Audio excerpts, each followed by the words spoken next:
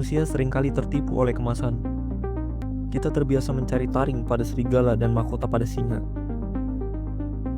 Namun, sejarah seringkali ditulis oleh mereka yang datang dengan tangan yang kasar dan senyum yang tulus. Seorang tukang kayu. Di Indonesia, kita menyaksikan sebuah anomali psikologis.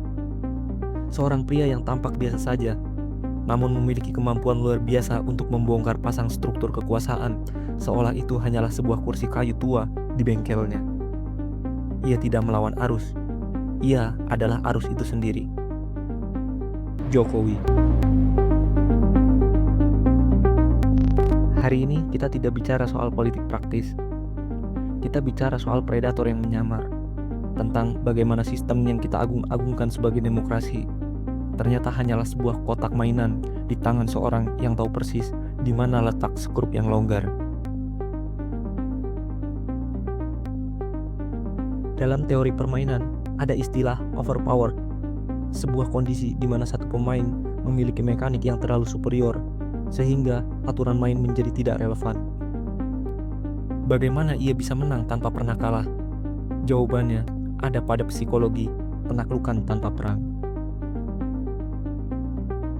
Lihat bagaimana ia mengelola rivalitas. Prabowo Subianto, seorang jenderal dengan garis keturunan elit, adalah tim yang kalah dalam narasi 2 periode. Namun, di tangan sang pengrajin, kekalahan itu bukan dibuang, melainkan didaur ulang. Ia melakukan sesuatu yang secara psikologis menghancurkan harga diri lawan, sekaligus mengikat loyalitas mereka. Ia memberikan tempat di meja makan yang sama. Ini bukan sekedar koalisi, ini adalah bentuk domestikasi politik. Ia menggendong lawannya bukan karena kasihan, tapi untuk memastikan bahwa di masa depan sang lawan tidak punya pilihan selain berjalan di jalur yang sudah ia bangun. Secara filosofis, ia tidak menghancurkan musuh, tapi menghapus konsep musuh itu sendiri hingga yang tersisa hanyalah pengikut. Mengapa kita terkejut saat seorang menemukan celah dalam aturan? Secara psikologis, manusia kelas menengah atas, para akademis, aktivis, politis, dididik untuk percaya pada prosedur. Kita percaya bahwa jika kita mengikuti garis, kita akan sampai ke tujuan. Namun, seorang pengrajin kayu tidak melihat garis. Ia melihat struktur. Ia tahu bahwa kayu yang terlihat kokoh dari luar bisa jadi keropos di sambungan dalamnya. Disinilah letak kecurangan yang sebenarnya. Ia tidak mendobrak pintu depan yang dijaga ketat oleh opini publik. Ia mencari pintu belakang yang kuncinya sudah lama berkarat dan terlupakan. Saat ia memajukan pion-pion keluarga atau mengubah aturan main di tengah laga, ia sebenarnya sedang melakukan tes kritis terhadap demokrasi kita. Dan hasilnya menyakitkan. Demokrasi kita ternyata bukan baja. Ia hanya plastik yang bisa dilelehkan oleh suhu kekuasaan yang tepat.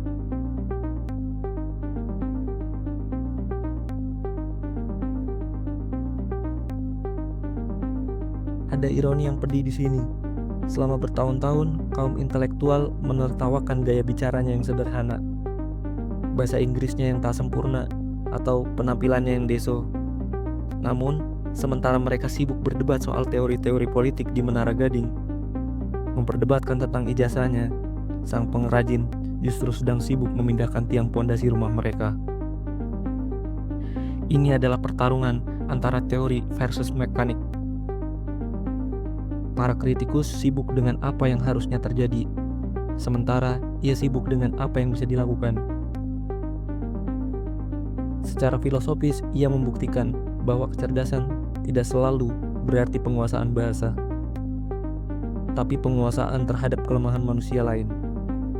Ia tahu siapa yang bisa dibeli, siapa yang bisa ditakuti, dan siapa yang cukup diberi janji.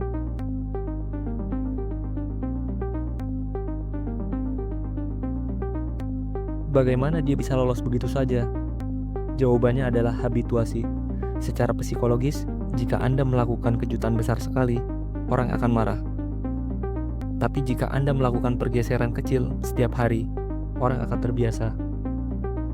Ia melakukan kecurangan dengan ritme yang begitu tenang, hingga kemarahan publik habis termakan waktu. Kita benci dia karena dia menunjukkan bahwa kita semua bisa dibiasakan dengan ketidakadilan.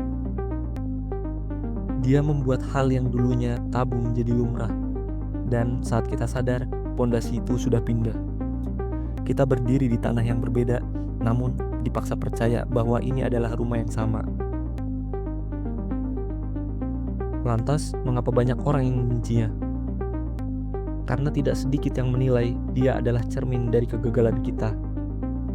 Kebencian terhadapnya seringkali berakar dari rasa frustasi karena kita sadar bahwa sistem yang kita anggap suci, demokrasi, hukum, konstitusi, ternyata begitu rapuh.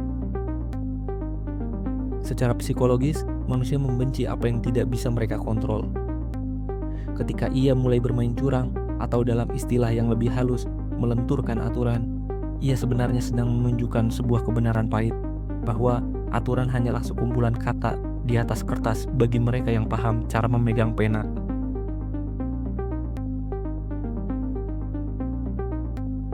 Selama bertahun-tahun kita terkejut. Bagaimana mungkin seorang tukang kayu bisa mengakali sistem yang dibangun oleh para profesor dan jenderal? Jawabannya sederhana, secara psikologis, sekali lagi, karena dia berpikir secara mekanis, bukan teoritis. Jika sebuah sendi politik menghalangi langkahnya, ia tidak akan berdebat soal etika sendi tersebut. Ia akan mengambil oli, melumasinya, atau jika perlu, menggantinya dengan baut yang baru. Sistem kita lemah bukan karena dia kuat, tapi karena kita terlalu percaya pada teks, sementara dia hanya percaya pada hasil. Kini muncul sebuah pemikiran liar yang provokatif. Jika kita memiliki sosok yang begitu licin, begitu mahir bernegosiasi di bawah meja, dan begitu OP dalam memenangkan pertarungan domestik, mengapa kita justru sibuk mengikat kakinya di dalam negeri? Di panggung global, Amerika, China, dan Rusia tidak bermain dengan buku panduan etika. Mereka bermain dengan spionase, sabotase ekonomi, dan pengaruh gelap. Bayangkan jika insting bertahan hidup sang tukang kayu ini, kemampuannya untuk merangkul musuh dan memanipulasi keadaan tanpa mengeluarkan satu peluru pun, digunakan untuk mencurangi sistem perdagangan global demi keuntungan kita. Kita butuh sosok yang bisa tersenyum di depan kamera, namun sudah mengantungi kontrak tambang di bawah meja sebelum jabat tangan berakhir. Jika dia bisa menjinakkan jenderal-jenderal paling ditakuti di negerinya sendiri, bayangkan apa yang bisa dilakukan terhadap birokrat di Brussels atau investor di Wall Street.